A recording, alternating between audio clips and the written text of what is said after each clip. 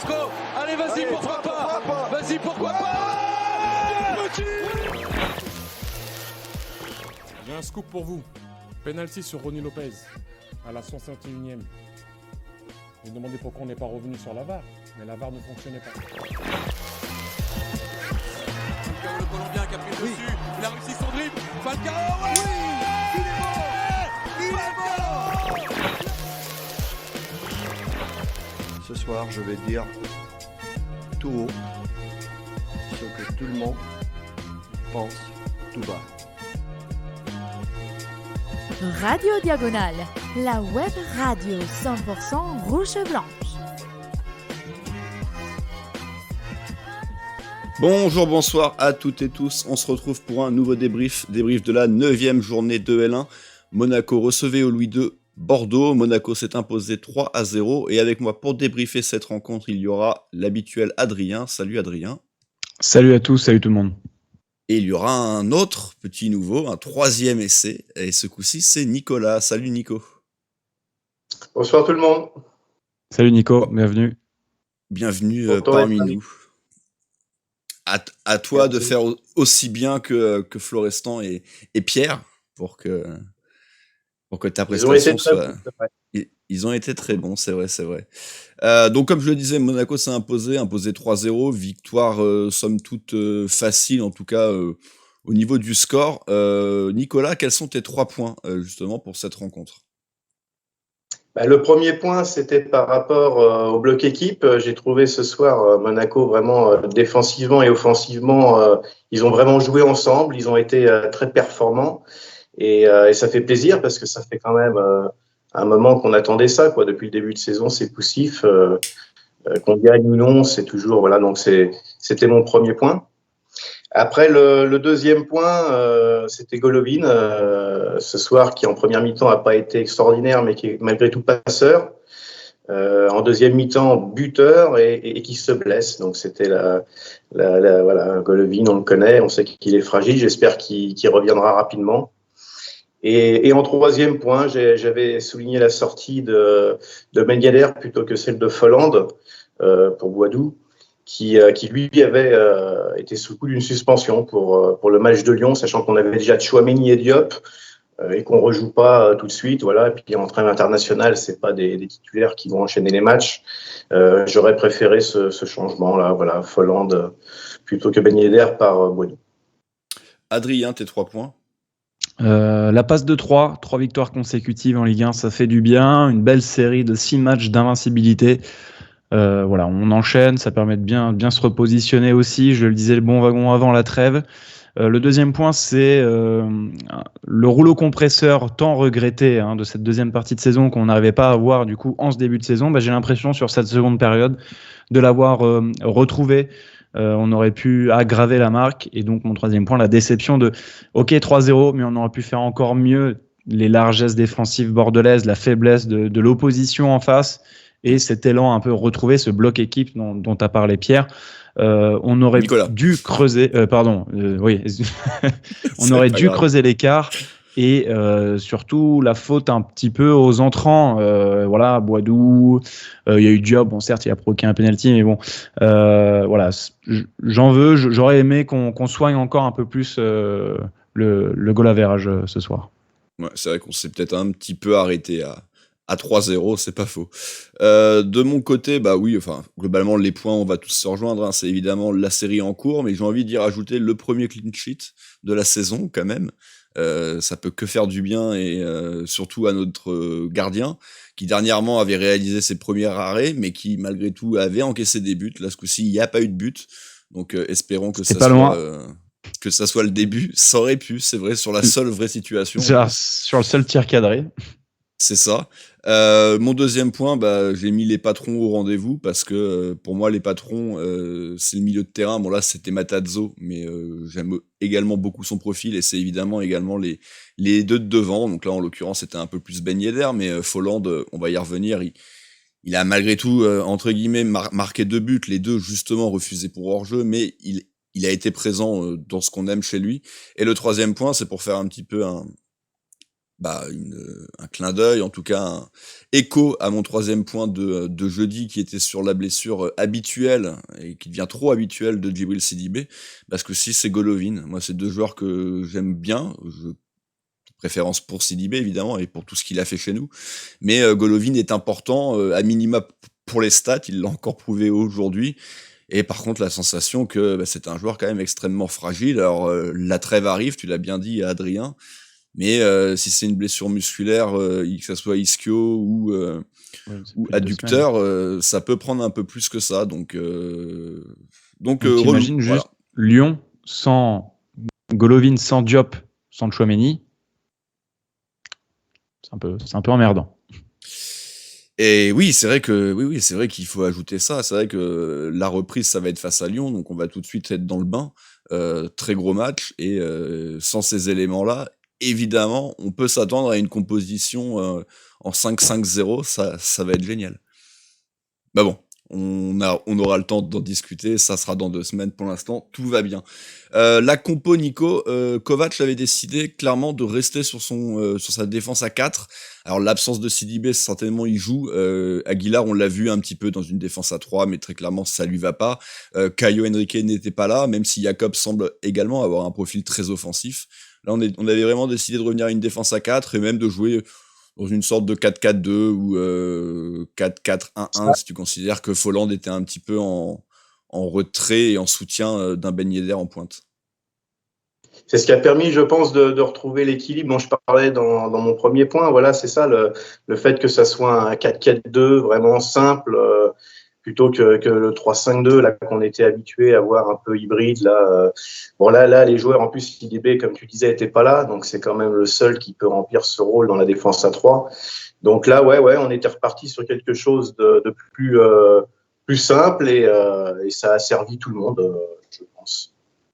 De ton côté, Adrien, on peut avoir le regret, on en avait parlé jeudi, on aurait presque aimé avoir cette compo jeudi. Enfin, alors évidemment, il y a Jacobs, on aurait préféré Caio, mais sinon, la sensation que l'équipe type, elle était plus cet après-midi que jeudi en Coupe d'Europe. Hein. Ouais, et pour en avoir discuté un petit peu dans le space, mais c'est aussi compréhensible. Alors, il y a des gens qui s'offusquaient effectivement de cette compo, mais à la fois, Kovac, le plus important, c'est de se repositionner en championnat. Pour lui, le plus gros match, c'était dimanche, c'était la Ligue 1. C'était plus important que ce match d'Europa League. On est sur un mini-championnat avec plusieurs confrontations. Je pense que, ouais, il se dit en tout cas, le plan de jeu était bien différent jeudi de ce qu'on a vu aujourd'hui.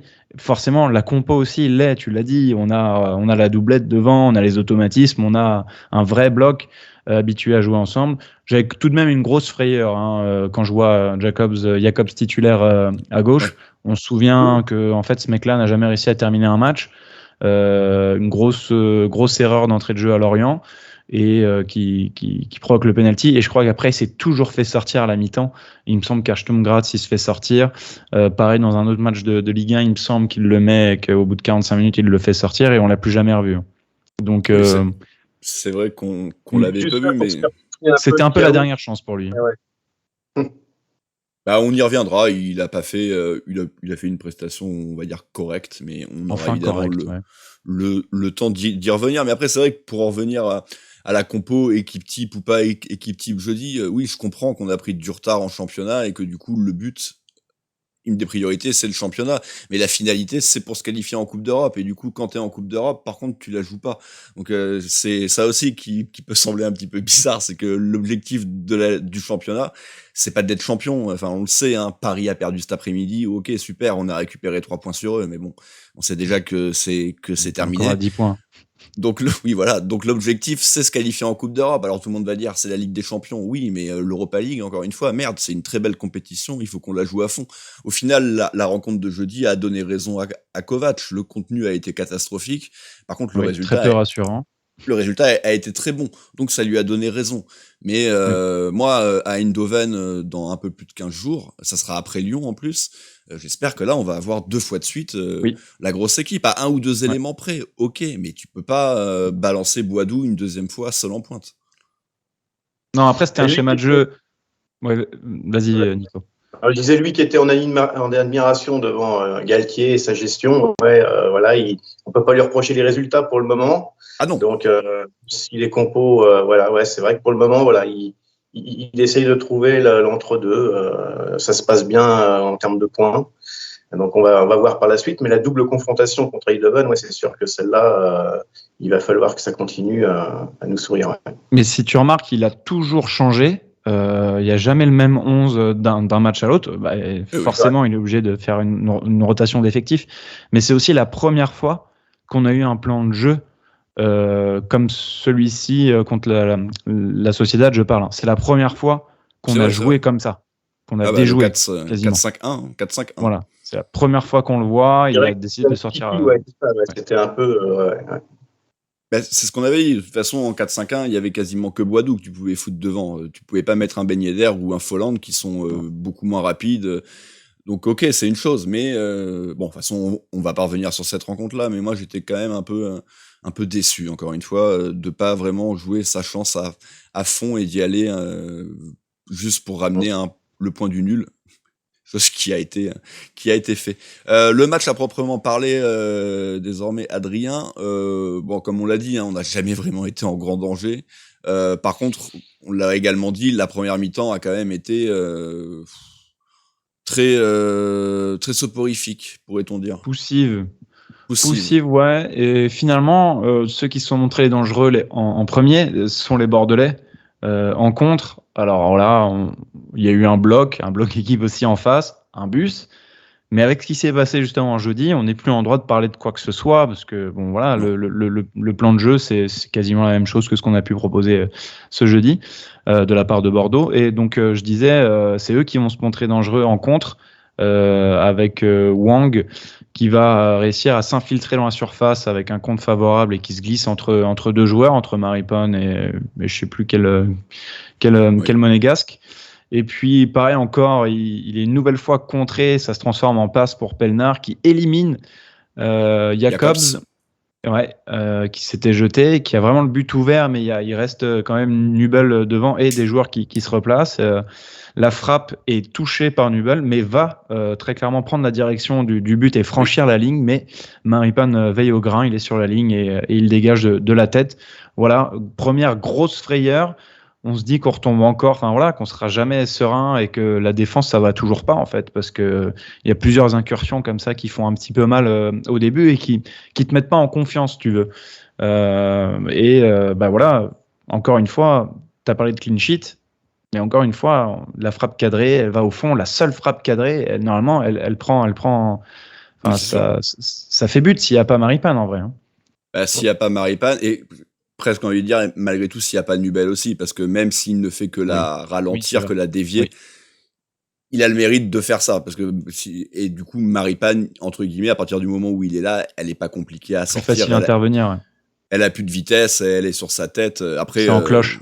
Bravo à Maripane de s'être bien positionné derrière son gardien, mais c'est vrai que c'est un double travail. Maintenant, Nico, c'est vrai que c'est la vraie seule grosse situation bordelaise. Maintenant, pour parler de nous, il va pas se passer grand chose pendant un long moment et la révolte va clairement venir par un joueur, Aurélien Tchouaméni, dont on attend énormément, qui dernièrement avait été entre guillemets, je vais mettre beaucoup de guillemets, mais un petit peu plus terne depuis sa prestation. Aguilar l'an dernier, c'est vrai qu'on avait l'impression qu'il avait perdu un petit quelque chose. Et là, ce soir, il revient bien. Il est passeur là, sur ce but de Folland en jeu, mais c'est vrai qu'on le sent en jambes, on le sent présent. Il est là, quoi. C'est du bon Tchouaméni.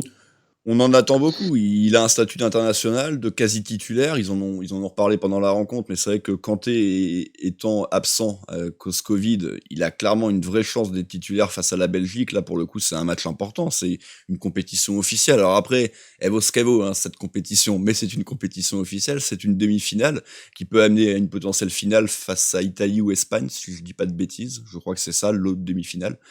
Dans cette Ligue des Nations, mais donc un petit peu décevant. Il était fautif sur le but espagnol cette semaine, c'est lui qui est pas au marquage. Là par contre il nous fait une grande prestation. Adrien va y avoir sa frappe, il y a cette passe sublime pour Folland qui est hors jeu pour pas beaucoup, mais qui est hors jeu. Pour un bras, ouais.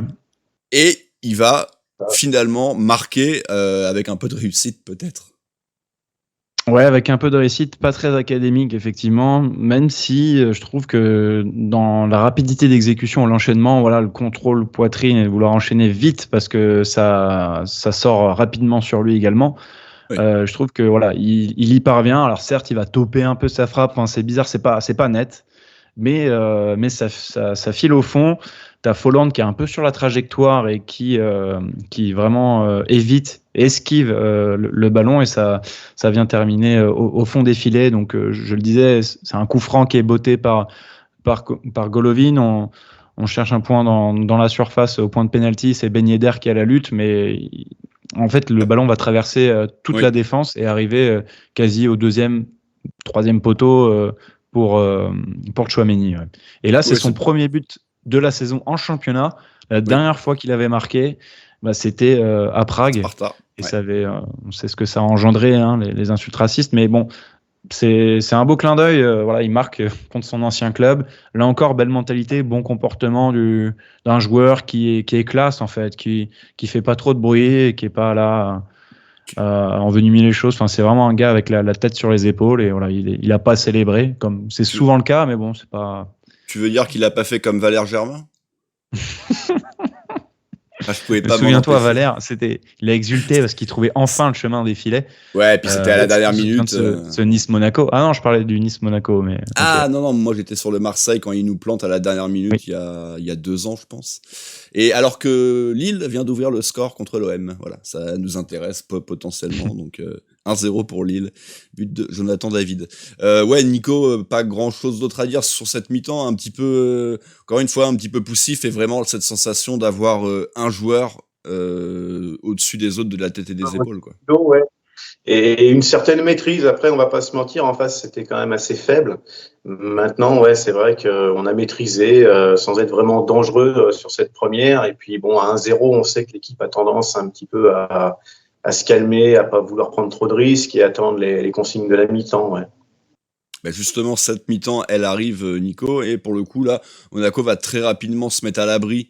En tout cas, ce qui est habituellement se mettre à l'abri quand tu mènes 2-0 avec Monaco, on n'est jamais sûr de rien. Mais très rapidement, à la 48e, encore une fois, c'est Tchouaméni à l'origine, et derrière, ça combine bien entre Ben Yedder et Golovin. Très très beau but. Oui, c'est un beau but, c'est bien construit. Ouais. On a Ben Yedder et Golovin dans cette action qui font le taf. C'est Tchouaméni au départ, c'est ça, voilà. Ouais. Et Ben Yedder qui lance Golovin d'un petit piqué. Là, c'est propre, chirurgical. Ouais, c'est vrai qu'on a beaucoup apprécié cette action rapidement faite. Ouais, c'est ça. Ça dure pas longtemps. Hein, c'est 2 passes. Et un but, et là, on se sent à l'abri tout de suite. C'est sûr qu'on se dit, voilà, 2-0, même si c'est Monaco, comme tu disais, on devrait quand même, contre cette équipe derrière, commencer à gérer et pourquoi pas en mettre un 3e. Ouais. Bah, c'est vrai que là, sur cette action, Adrien, ça va vite, c'est efficace, et c'est là où tu vois que quand même, individuellement, on a des très très très très bons éléments quand même. Parce que là, c'est Tchouaméni, Golovin, Ben Yedder, qui sort super bien, voilà, le trio, le tiercé gagnant presque, voilà, avec Ben Yedder qui se mue en passeur et Golovin qui finit, mais techniquement c'est parfait, c'est tout ce qu'on n'a pas pu voir de Ben Yedder contre Donetsk, alors que vraiment c'est son geste, mais là le petit piqué qui prend presque coup du pied extérieur, pied droit, c'est extérieur du pied, c'est un pied extérieur. C'est splendide. Franchement, c'est super beau et ça montre un peu la classe de joueur par à coup. Bien sûr que là durant cette première mi-temps j'ai rien noté de très bien, si ce n'est cette façon un peu sa conduite de balle. Il est toujours élégant, balle au pied pour effacer les joueurs, mais après il a fait une frappe qui est partie, on aurait dit une frappe de Fofana presque. C'est tout ce que j'ai noté en première période de sa part. J'aurais aimé qu'il prenne plus le jeu à son compte, c'est ce qu'on lui demande plus souvent d'ailleurs, mais c'est vrai que c'est le seul joueur qui est capable de créer ces différences-là, balle au pied, que ce soit aussi par la passe. Il y a une très bonne entente avec Ben Yedder. Les deux, je trouve ils se trouvent plutôt assez facilement. On remarquera la saison précédente, je pense que les passes décisives pour Ben Yedder de la part de Golovin, elles sont, il y en a au moins 4. Bon, voilà, c'est encore une fois, moi, c'est que ce joueur, j'adore, hein, vraiment, je suis fan, mais c'est vrai que tout le temps fait, c'est un artiste qui est tout le temps écarté de la scène, et c'était ton 3e point en Rome, ouais. Ouais, mais c'était également Nico t'en a parlé aussi sur le fait que, un peu comme d'habitude, il est assez intermittent. Alors de temps en temps, il passe complètement à travers de ses rencontres. Les rencontres pleines, il y en a eu quelques-unes, mais là aujourd'hui, on est sur un peu la caricature de Golovin. On le voit pas beaucoup, mais il fait quand même une passe décisive. Alors avec beaucoup de réussite, certes, parce que je suis pas convaincu que le ballon soit pour Tchouaméni. Et derrière, même Tchouaméni marque, mais dans une position un peu inconfortable, on va dire. Mais par contre, il marque un but sublime au retour des vestiaires et il finit par se blesser. Enfin, c'est du Golovin dans le texte, quoi. Je crois qu'avec nous deux, Adrien, on l'a mis finir meilleur passeur de la saison, mais on sait aussi que ça sera sur une grosse moitié des matchs. Et c'est terrible, hein, mais... Je crois que Golovin, il faut oublier ce côté meneur de jeu. C'est pour ça souvent qu'on le critique. C'est une sorte de numéro 11, quoi. Voilà, il se positionne comme ça, un petit peu sur le côté. C'est pour ça qu'on a du mal à le trouver dans l'entrejeu. On aimerait des fois qu'il vienne chercher avec Tchouaméni et ce soir Matazo. Et en fait, voilà, c'est pour ça qu'on le voit pas. Il reste un petit peu là-bas et quand il a le ballon, on voit qu'il a la classe. Mais on en attend plus parce que voilà, on n'a pas, je pense, pour lui le bon positionnement, quoi. Voilà, c'est dur à trouver, quoi. Quand Diop est rentré la semaine dernière, on a vu la différence, quoi. Tout ce que Golovin ne faisait pas, Diop s'est mis au diapason. Et lui, je sais pas. Ouais, voilà, je le vois plus comme un 11 finalement, même si on joue déjà avec 2 attaquants. Et voilà, j'attends jamais des choses incroyables de lui, mais par contre, il est souvent buteur, passeur. Et blessé malheureusement ce soir, mais voilà, c'est surtout ça qu'on attend de lui, qu'il soit décisif, alors que quand il est arrivé, moi c'est vrai que j'imaginais vraiment un meneur de jeu devant les 2-6, et voilà, mais en fait non, ce qu'il a fait ce soir, c'est ce qu'il faut, je pense, attendre de lui dans les prochains mois. Ouais. Et sa carrière à Monaco a commencé par une blessure. Tout de suite au retour du mondial, deuxième entraînement, je crois que c'était la cheville. Ça a tout de suite commencé comme ça. C'est vrai. C'est vrai. Mais Patrice a mis la stat sur son Twitter dans la semaine et des joueurs les plus décisifs, toutes les X minutes, et il est deuxième. Je crois que c'est Ben Yedder qui est quand même en tête, mais il est deuxième, mais par contre avec beaucoup moins de minutes. Donc c'est le souci de Golovin. La suite de la rencontre, Adrien, Monaco va aller chercher son 3e but. Diop va donc rentrer en jeu et c'est lui qui obtient un penalty transformé évidemment par monsieur Penaud, Wissam Ben Yedder, qui doit être à son 15e penalty en un peu plus d'une saison. Ouais, là encore, c'est sur une perte de balle, on va dire bordelaise dans leur camp au milieu de terrain, et je crois que c'est Gelson Martins malheureusement qui doit orchestrer le contre ou quelque chose comme ça. Bref, il va décaler Diop, et on est beaucoup dans la surface, et Diop va choisir la solution individuelle. Alors par chance, il est fauché par Mecher, par le Bordelais. Mais si tu regardes bien, ils vont arriver à 3 Bordelais dessus. La faute, elle est inutile. Et donc, ça va être un ballon, je pense, perdu. Diop n'aurait pas fait le bon choix. Bon, il a de la chance, tant mieux. Il provoque. Il a obtenu, je pense, ce qu'il cherchait. Mais c'est pas ce que demandait forcément le jeu. Bref, voilà, il y a le penalty. Et puis Ben Yedder qui va le frapper en force, bien placé. Bien que Costil soit parti du bon côté et un peu en avance par rapport à la frappe. Mais je pense qu'il la touche, mais pas suffisamment. Et donc, 5e but en 4 matchs pour Ben Yedder. C'est ça, et si tu rajoutes l'Europe, il doit être déjà à 7 buts, parce qu'il en a mis 2 contre le Shakhtar, dans un match où il aurait pu en mettre 5, mais bon. Ouais.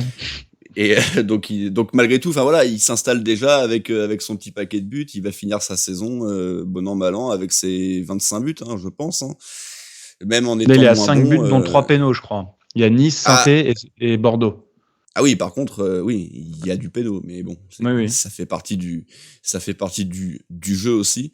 Et derrière, Nico, la fin de match, malgré tout, on peut considérer que cette action avec ce penalty est un peu symptomatique de ce qu'on va voir après. C'est que, comme tu le disais, Adrien, c'est pas forcément super bien joué. Il y va un petit peu tout seul et bon, il obtient le penalty, surtout parce que le Bordelais défend très mal. Mais c'est vrai que la fin de match, c'est beaucoup ça. Il y a une ou deux situations où on peut bien lancer Boadou et on n'arrive pas à lui donner le ballon. Il y a un contre qui est ultra mal joué par Gelson Martins qui lance mal Ben Yedder, bon, qui de toute façon aurait été hors jeu derrière. Mais enfin, ouais, voilà, on s'est un petit peu, chacun a un peu joué pour sa gueule, on va dire, sur cette fin de match. Ouais. À 3-0, c'est ça, voilà, ils étaient un petit peu à ce moment-là tranquillement en train de ronronner. Ouais, en face, il n'y avait rien. Donc, ils ont continué à jouer sans forcer. Et malheureusement, on n'a pas eu ce 4e, ce 5e but. Mais bon, on va pas être trop gourmand. Voilà, on va dire qu'ils ont géré, quoi. On va être positif, ouais. Et en face, en plus, on peut rajouter à ça que les Bordelais ont fait beaucoup de changements pour l'attaque, donc ils se sont encore plus déséquilibrés. Et on a eu des situations d'en profiter, mais ouais, toujours dans le dernier geste, c'était pas la bonne idée, la bonne solution, trop individualiste. Donc évidemment, c'est pas et maladroit, donc c'est évidemment pas catastrophique. La victoire, elle est là, c'est le plus important. 3-0. C'est très bien, mais on aurait aimé. On aurait dû faire mieux, franchement. On aurait pu faire mieux, en tout cas. Bah, quand tu vois la faiblesse de Bordeaux, voilà, ils font rentrer plein de joueurs, vraiment, ils sont presque, dont j'en ai jamais entendu parler. Bon, ça casse un peu le truc, je pense que c'est la première fois aussi pour eux. Enfin, c'est une équipe qui est totalement désorganisée. Elle se met en difficulté toute seule, et nous, on est incapable, ouais, je trouve, malgré d'avoir injecté du 109, pardon. Je trouve que ça bloque, et les entrants n'ont pas fait, en tout cas, n'ont pas apporté de différence et n'ont pas su créer de différence. Non, c'est sûr, parce que même les occasions dont on parle, Adrien, c'est vrai qu'elles sont liées un peu plus au titulaire. C'est Gelson, c'est Aguilar qui essaye de bien chercher Folland sur un centre, où Diop, avant, pour le coup, attend un petit peu trop et il lui fait cette petite talonnade là. Folland est devancé de peu par le défenseur. Bon, voilà, c'est pas grand chose, mais c'est vrai qu'en tout cas, ça vient pas particulièrement par nos rentrants. Et c'est une évidence. En tout cas, voilà, Monaco s'impose. Monaco donc se replace bien au championnat. Comme je le disais, là, actuellement, Marseille est en train d'être mené. Donc, on est à égalité de points avec eux. Ils ont toujours ce match en retard. Donc, ils en ont 1,5 de retard avec celui-là en cours. Donc, potentiellement, on peut être à deux longueurs du podium, ouais. Ouais, on est c'est Nice, mais Nice qui a une rencontre de moins aussi. Ouais. Du coup. Oui, qui compte Marseille. Donc, les deux, finalement, hop. Contre Marseille, ouais, voilà, c'est ça. Bon, les tops et les flops maintenant, messieurs. Sur les tops, ça a été assez simple pour Aurélien Tchouaméni, bien entendu. Ouais. Et on a également décidé de récompenser son compère du milieu de terrain, Nico Matazzo, qui a montré de belles choses, qui s'est fait pas mal reprendre apparemment en début de match par Kovac, qui visiblement du coup en veut beaucoup à celui qui joue à côté de Tchouaméni, parce que quand c'est pas Fofana, c'est Matazzo, c'est que doit y avoir vraiment une consigne très précise et qu'ils ont du mal à appliquer. Mais autant Fofana avait pas voulu se mettre dans le bon sens, autant lui Matazzo a clairement relevé la tête. C'est possible qu'avec Tchouaméni, qui a quand même un rôle de 8, qui peut vraiment se projeter, il demande à son compère, comme tu disais, ouais, d'être un 6, quoi. Alors peut-être pas un 6 à l'ancienne qui reste devant la défense, mais quelqu'un de sérieux qui est là pour permettre au compère de faire ce qu'il a à faire. Et Tchouaméni le fait très bien. Donc Fofana, oui, il a malheureusement, ça fait quand même 2 matchs là, ouais, laissé sa place à Matazzo, qui a été très bon, moi je trouve, dans ce registre. Voilà, c'est ça. Il pas de fioriture, quoi. Il récupère, il donne le ballon tout de suite. Il n'est pas là pour tenter des choses, pour se montrer, voilà. Il est vraiment efficace en étant simple. Et c'est ce que Kovac, je pense, attend du joueur qui est positionné là, puisque c'est Tchouaméni qui est vraiment capable d'y aller, quoi. Voilà. Ouais, j'avais vraiment adoré et même plébiscité le changement de Kovac à Clermont quand il fait rentrer Matazzo, parce que tu l'as dit, Nico, simplicité, vraiment simplicité de la part de ce joueur qui rend les ballons propres, qui fait des choses simples, qui va pas au-delà de ce qu'il sait faire, et même, enfin, dans la projection, il en est capable, il le fait très bien, de casser les lignes balle au pied. Il y a notamment une très belle situation à la fin où malheureusement sa passe va pas trouver Boadou, mais c'était lui qui avait cassé les lignes. Bon, voilà, moi j'aime beaucoup, c'est très propre, très peu de fautes. Il prend quasi jamais de carton. Enfin, c'est franchement une perle rare. Sauf il quand est il rate ses passes. Quelqu'un de très propre. Ouais. Non, parce que c'est Nampalys Mendy en mieux. Oh, oui, C'est vrai qu'il y a un petit peu de ça, en tout cas, au niveau du gabarit. Puis bon, rapidement, Adrien Tchouaméni, on en a bien parlé, mais très clairement, là, Bon, là, on a retrouvé le Un top. masterclass, comme a dit Julie, ou je sais plus qui. Ouais, c'est Julie, je crois. Ouais. Masterclass, il n'y a pas d'autre mot pour lui. Ouais. C'est vrai qu'il était vraiment top. ouais. C'est un vrai match de A à Z. Enfin, on sait que maintenant, il sait gérer ses efforts et tu vois, il est titulaire tous les 3 jours. Il tourne jamais, en fait, Chouameni. Il arrive à a être pas été régulier. titulaire qu'une fois, ouais. Il a juste pas joué une fois, je sais plus contre qui, mais c'était il y a pas longtemps. Et en gros, il parvient à gérer ses efforts, à être bon dans un match, même quand tu vas pas le voir. Voilà, en fait, il est toujours bon. Il a atteint une régularité. Et là, aujourd'hui, il est immense parce que c'est lui qui tient l'équipe à lui tout seul pendant la première mi-temps. Il est partout, il est derrière, il est devant.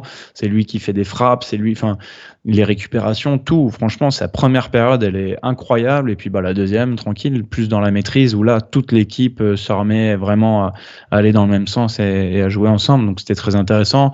Il touche la barre. Il aurait même pu marquer un doublé face à son ancien club. Donc, non, franchement, très très grosse perf.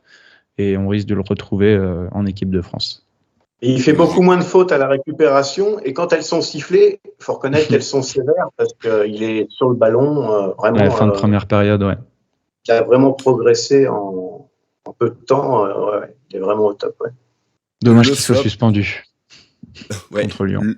Le flop désormais, messieurs, de Gelson Martins, Adrien, qui c'est toujours un petit peu pareil avec Gelson, on va toujours dire, il se bat, on le voit, il tente des choses, mais il y a un déchet exceptionnel et surtout il est incapable d'avoir du sang-froid, voilà, dans les situations chaudes, clés, rapides. Il fait toujours le mauvais choix, soit il s'empête dans le défenseur, soit il donne trop tard, alors tu le vois, mais oh là là, il faut qu'il bosse sur ça parce que t'as l'impression qu'il panique presque. Ouais, exactement. En fait, il y a trop de pression. Il manque tellement de précision et je m'en souviens lors du débrief Fontenay, je dis je suis sûr que même que ça, lors du premier but de Golovin, il frappe, il centre, on n'en sait rien, mais en fait tout est approximatif de la part de Gelson. Et ouais, j'en ai vraiment marre de ce manque de précision, de justesse et de clairvoyance, on va dire, dans les zones de vérité. Ouais. Trop brouillon en fait. Trop brouillon, voilà. Après, c'est pas son pire match. Encore une fois, comme la prestation collective est globalement bonne et satisfaisante, hein, on parle quand même d'un 3-0. Voilà. Mais il fallait quand même trouver à minima un flop et ça semble assez naturel. Il fallait pas chercher longtemps, ouais. C'est pas son premier fan, mais c'est vrai qu'il faut reconnaître qu'il s'est beaucoup battu, quoi. Il a couru beaucoup. On peut pas lui reprocher ça. C'est vrai qu'il. Mais ça, on lui reproche jamais, hein. Et voilà, il rate beaucoup de choses, mais il est là, il essaye. Hein, on voit que c'est hyper actif, quoi. Je sais pas, il est au taquet, hein, mais ça fonctionne pas malheureusement. Ouais. Certains diront que s'il veut courir, il y a la piste juste à côté. C'est pas la journée pour parler de lui, Adrien. Calme. On va le laisser se reposer un petit peu. RIP. Maintenant, on va passer au titulaire et au reste des performances. Nico, je vais te laisser parler de Nubel, parce que vu que c'est la première fois que tu participes à un débrief, nous, on en a beaucoup parlé, donc les auditeurs savent globalement ce qu'on en pense pour l'instant. Qu'est-ce que t'en penses globalement et qu'est-ce que t'en as pensé aujourd'hui? Je sais pas bien, parce qu'il a rien eu, quoi. Pour un premier, c'est vrai que c'est facile pour moi, du coup, puisqu'il n'y a absolument rien à dire sur Nubel. On a parlé tout à l'heure de l'action où Maripane sauf sur sa ligne, mais sinon, il n'a rien eu à faire, quoi. Voilà, même au niveau des relances. Pas de grosses erreurs aujourd'hui. Je l'ai pas vu faire grand-chose, en fait. Même dans ses relances, il tapait dedans. Là, il s'embête plus trop maintenant. Il a compris que il n'était pas trop capable de relancer propre, donc il tape. Je l'ai vu 2-3 fois, dégager le ballon. À la limite, j'aime autant, hein, et ça permet derrière de pas trop lui tomber dessus. Donc là, ce soir, quoi dire sur Nubel, c'est compliqué. Ouais, il a été ni bon ni mauvais finalement. Il avait rien à faire. Et au niveau de la relance, tu avais noté, tu me disais quelques relances compliquées. Non, c'est que justement, j'en ai pas noté catastrophiques. Là, comme il a tapé, les 2-3 moi dont je me souviens, il a dégagé. Donc voilà, comme ça, Du coup, on peut pas lui tomber dessus. Non, ouais, ce soir, rien à dire sur Nobel pour ma part. Ouais. Adrien, la défense centrale, donc composée aujourd'hui de Maripane et Disasi. Je vais te laisser parler des deux. Ce dont on a parlé, Disasi, il prend son jaune et derrière un peu nerveux, avant d'être mieux, j'ai trouvé. Ouais, et il prend son jaune très tôt, et je sais pas si tu vois, on a une série de corners en première période et qui va occasionner un contre bordelais une nouvelle fois. Oui. Et en fait, il va rater son intervention devant Wang parce qu'il ose pas y aller. En fait, il a peu le cul entre deux chaises. Et donc on se fait bien avoir dans le dos pour un 2 contre 2. Heureusement, je me souviens plus de la finalité de cette action, mais bon. Très peu rassurant quand même les deux en fait durant la première demi-heure finalement, parce que tu vois que dès que Bordeaux sort un peu le nez ou se présente, va vers l'avant, on est quand même en difficulté. Beaucoup de fautes. Wang qui dézonnait, ils avaient du mal un petit peu à le cerner. Et puis après, tranquille, à l'image de toute l'équipe. Donc forcément, quand tout le monde va bien, la défense aussi. Et on les a beaucoup moins. Ils n'ont pas eu à souffrir une seule fois en seconde période. Donc voilà, tranquille. Le départ un peu timide. Exactement. Il y en a un qui est sorti de bonne heure, comme tu as dit. Ouais. Et pour ce qui est de Maripane, Adrien ? Je disais, j'essaie d'englober les deux. Pardon. Lui aussi, au final, c'est lui qui doit pratiquement ramasser le premier jaune très tôt, et c'est Disasi qui va le prendre après. Mais il fait une grosse faute aussi sur Wang, pris dans le dos. Voilà, ils étaient dépassés tous les deux en fait, et ils sont remis au niveau tous les deux avec toute l'équipe. Nos latéraux, Nico, je vais te les laisser du coup, Ruben Aguilar et Jacobs. Jacobs mieux que ce qu'on avait vu, même si il nous fait un peu peur, et il aurait pu y avoir potentiellement un penalty. Bon, il n'y avait pas faute, mais on va dire que sur le moment on s'est dit putain encore une fois. Et de l'autre côté, Aguilar, moi très rapidement, je le trouve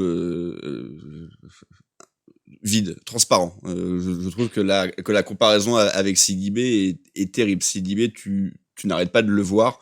Lui, il est là, mais il est là, quoi. Il fait le 11e, mais il n'était pas sur le terrain. C'est-à-dire que offensivement, Aguilar, même si on sait que Sidibé défend plutôt bien cette saison, on aimerait que quand Aguilar joue, il y a un truc en plus, quoi, ce qu'on avait vu par moment, longtemps maintenant. Et c'est vrai qu'on a l'impression qu'il se met dans un rôle où il essaye lui aussi de bien défendre, sans trop attaquer. Il y va de temps en temps, mais il centre rarement, c'est souvent raté. C'est compliqué pour lui. Ouais, alors ce soir, il fait pas de boulettes. On en est arrivé à un point avec ce joueur-là, comme d'autres, où quand ils font pas de boulettes, finalement, on est content.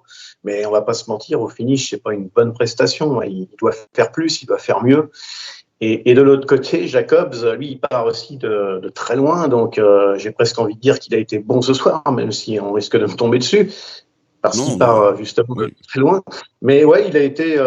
On voyait qu'il était concentré, qu'il avait envie de faire ses petits allers-retours sans forcer, il a été, alors propre, c'est un grand mot, mais on va dire que pour une doublure dans un match comme ça, un adversaire faible, finalement, si c'était tout le temps, tout le reste de la saison comme ça. Bon, voilà, je veux dire, il nous a fait regretter Fado Ballo-Touré, il fallait quand même en vouloir sur ses premières prestations. Donc ce soir, ouais, on va dire que c'est mieux et que ça rassure un petit peu sur la suite de la saison, parce qu'il va falloir faire tourner souvent, et surtout avec la philosophie de Kovac, où un joueur ne peut pas jouer 2 matchs dans la même semaine. Donc voilà, c'est ça. Au niveau des titulaires, on a quasiment fait le tour, Adrien, parce que même Golovin, on a fait un petit focus sur lui. Donc, il nous reste nos 2 attaquants, Kevin Folland, Adrien, qui aurait pu voir son nombre de buts augmenter, malheureusement 2 fois hors jeu, une fois lui, une fois Aguilar. Un doublé hors jeu.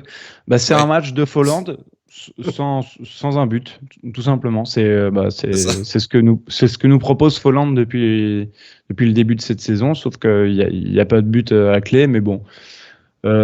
Présent quand même, finalement, les occasions, justement, là, c'est ce doublé hors jeu, c'est lui qui est bien positionné dans la surface, c'est lui qui a la réception de ce ballon de Chouameni et ensuite de Ruben Aguilar. Bien placé, mais peut-être trop bien placé puisqu'il est hors jeu. Mais non, c'est un match à la Folland, ça y est, on peut le dire. Ouais, il a fait du Folland. Il a fait du Folland. Ouais, on peut même dire depuis l'année dernière, en fait. Hein. C'est un match, il fait toujours les mêmes matchs, en fait. Donc, quand il est buteur ou passeur, on est content. Et sinon, bah, on a tendance à lui tomber dessus parce que c'est pas assez. Ouais, donc, on est obligé de positiver sur ces 2 buts hors jeu pour lui, quoi. Ouais. Je trouve quand même qu'il monte un peu en puissance physiquement, il est plus présent dans le jeu, il a fait quelques déviations intéressantes, une bonne talonnade en première mi-temps qui décale bien le jeu. Donc moi je trouve que sa prestation du jour est plutôt satisfaisante. Voilà, il y a les 2 buts hors jeu, le deuxième c'est Aguilar et encore une fois c'est bien la preuve qu'avec les illusions d'Opstic, on a vraiment l'impression qu'Aguilar est hors jeu de 2 mètres au début, alors qu'en fait tu te rends bien compte avec le révélateur qu'il y a quasiment rien, il y a quelques centimètres. Et sur son but, c'est pareil, il dépasse de peu. Donc, moi, j'ai plutôt bien aimé sa prestation du jour.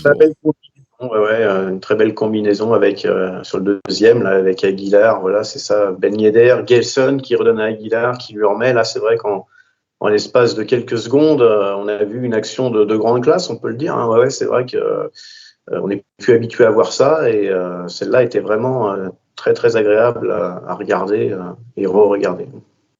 Et pour terminer, Nico, notre capitaine, Wissam Ben Yedder, qui a marqué donc son 5e but, on l'a dit son 5e but et son minimum 3e, mais ça doit bien être ça, hein, sur penalty depuis le début de saison en Ligue 1. Pareil, il semble un petit peu aller mieux, et comme son compère Folland, quand les deux vont, bah l'équipe quand même marche mieux. C'est un tout évidemment, mais ils sont moteurs de cette équipe. Hein. C'est ça. En première mi-temps, j'étais quand même assez déçu parce que j'avais l'impression qu'ils avaient du mal à se trouver quand même. On aimerait qu'ils se trouvent davantage, qu'ils combinent davantage.